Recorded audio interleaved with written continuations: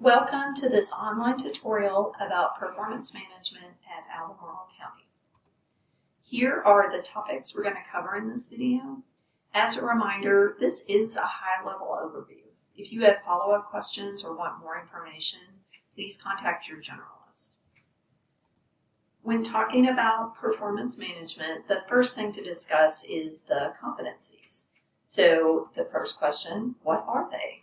And they are community, innovation and leadership, integrity, learning, and stewardship. Next, you might be wondering where they come from. And that question actually has a couple of different answers. Our competencies and our core values are actually quite similar. This close alignment is intentional because we wouldn't want to have employee competencies that somehow are not aligned with our core values. The competencies were developed in 2015 by a cross-functional team of employees. You'll notice that the one difference between our core values and our employee competencies is that the competencies specifically call out leadership as an important quality for all employees. The group that developed the competencies felt very strongly that if we were going to succeed with our leadership at all levels philosophy, we had to make that a highly visible trait. Prior to that, only employees in supervisory positions had leadership as a competency that was used in hiring and evaluating their performance.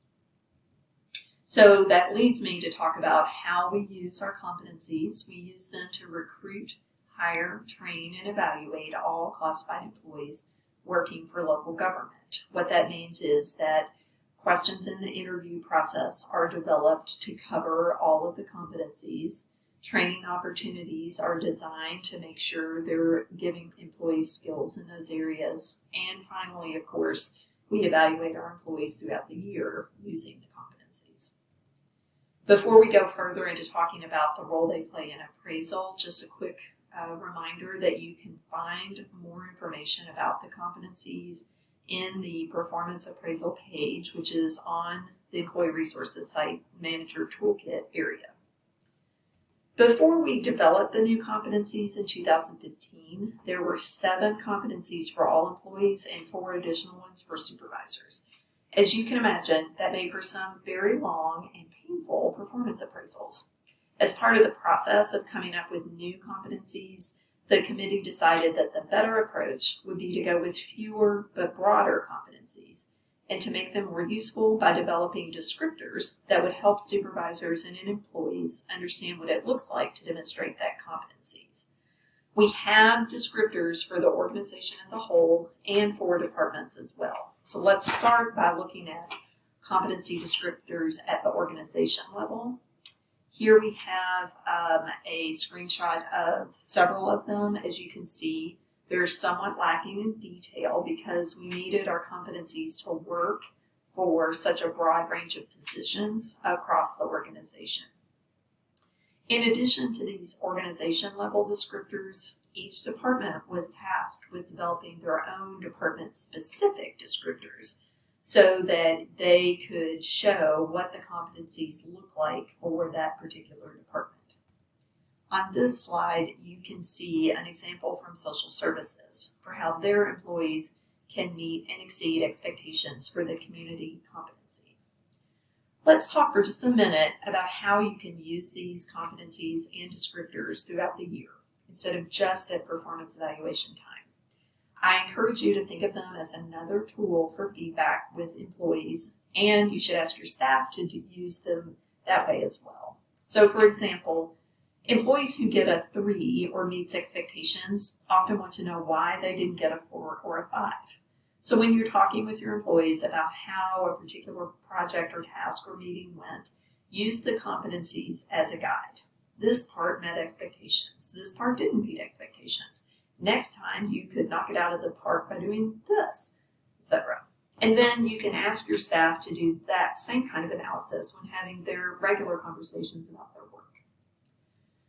Now that we've talked about the role competencies play as the foundation for performance management here, we're going to move into some of the more nuts and bolts pieces of performance management, starting with documentation. It is a critical part of the process, starting with who you should be documenting your direct reports If you see someone else doing something really great, it is a really nice thing to do to send that person an email, copy their supervisor, just to congratulate them and let them know that you thought they did a really great job. That gives the supervisor some outside information and allows them to file that away in their documentation for that employee. What are you documenting?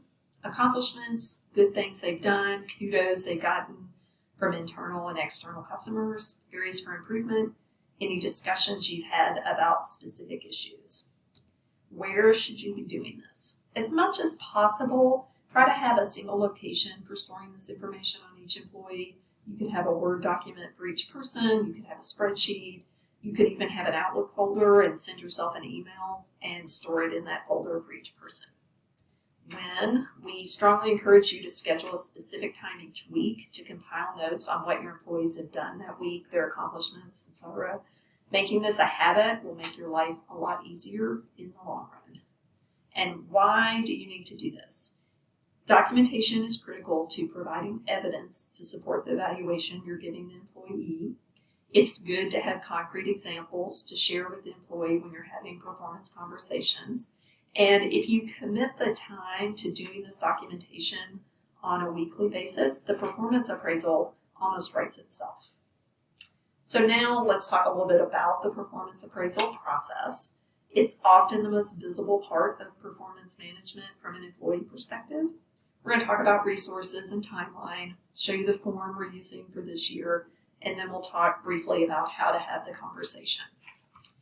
This is a list of resources. They are all available on the performance appraisal page, which is linked on the Manager Toolkit section of the Employee Resources site.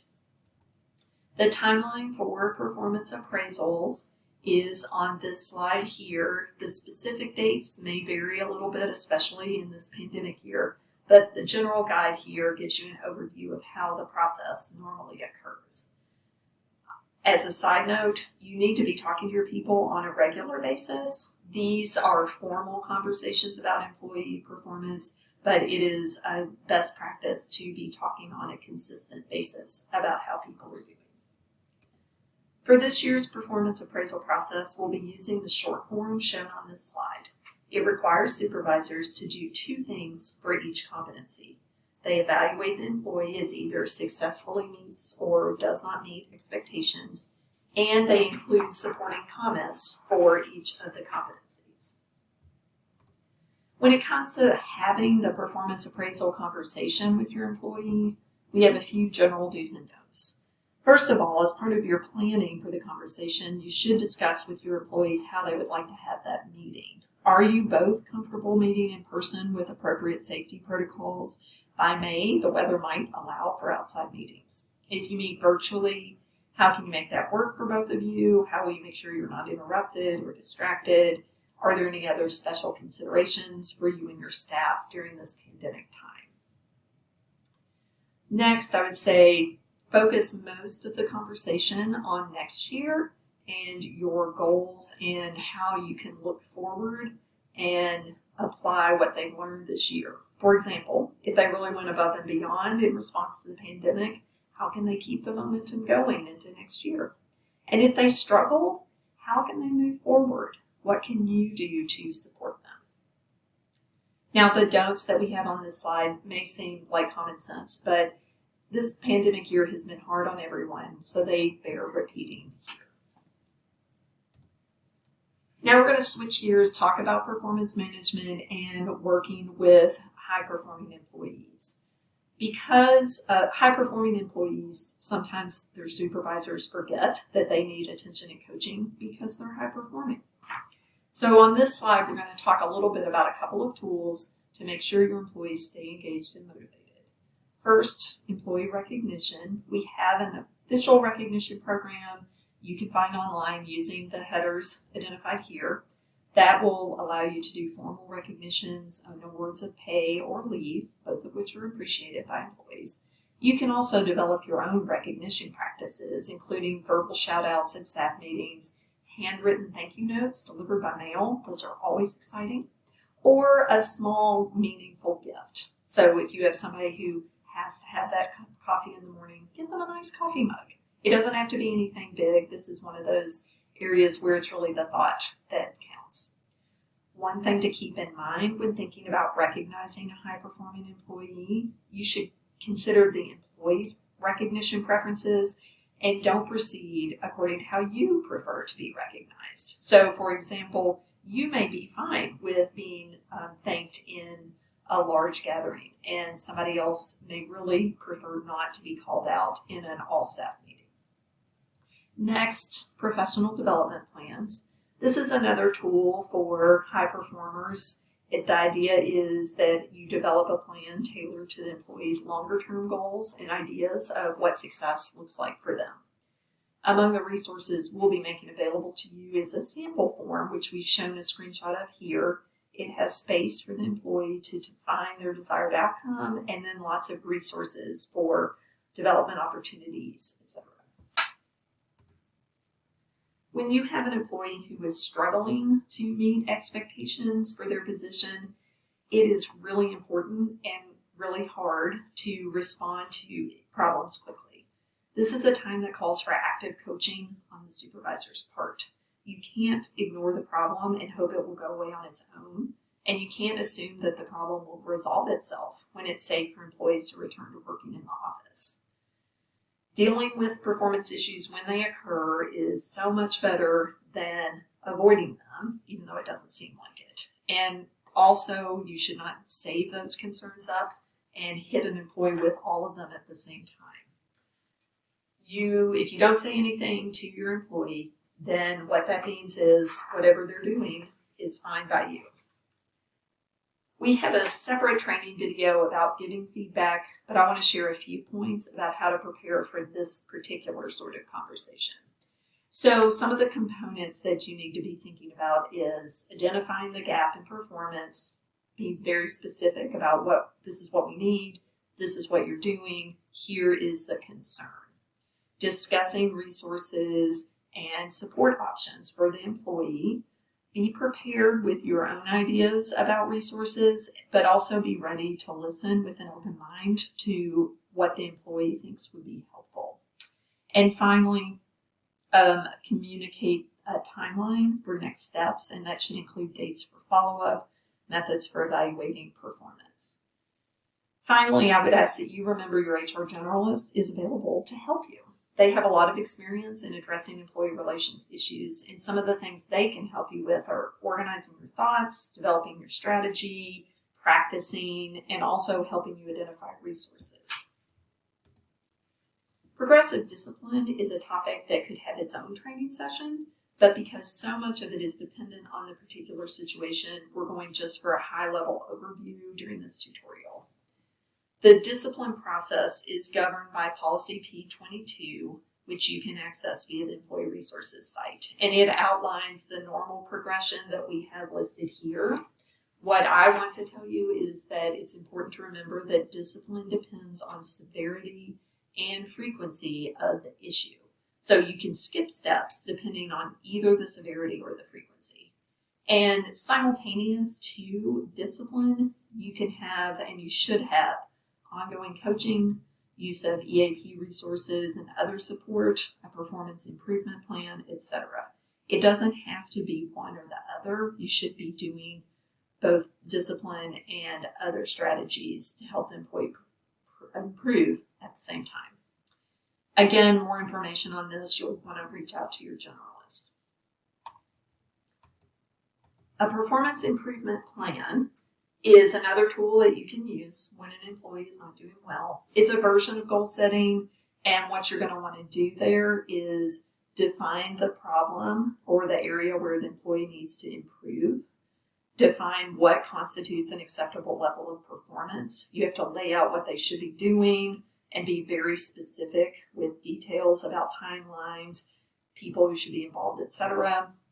Build out the plan for improvement and be specific in all of this. So make sure you have good, clear timelines, defined actions, and defined resources, and check-in points for the employee.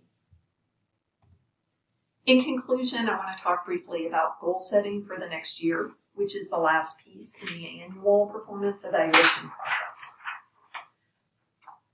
The first thing to say, goal setting should not be part of the performance appraisal conversation. Employees need time to reflect on their past year's performance in order to set meaningful goals for the next year. So taking a break between those two activities is really important. Goals should be developed as the result of a conversation between you and the employee, and you should use the goal planning worksheet that's available on the performance appraisal site. Questions that you'll want to consider as part of defining goals includes how the goals support the work of our defined organizational initiatives for fiscal years 21 and 22. What are the basic steps you'll need to take to meet the goal? What challenges might you meet? And how will you measure success and completion of your goal? I want to close with a reminder about the resources available to you. They are all listed here, linked off of the Employee Resources site. And if you have any follow-up questions, please contact your generalist. Thank you very much.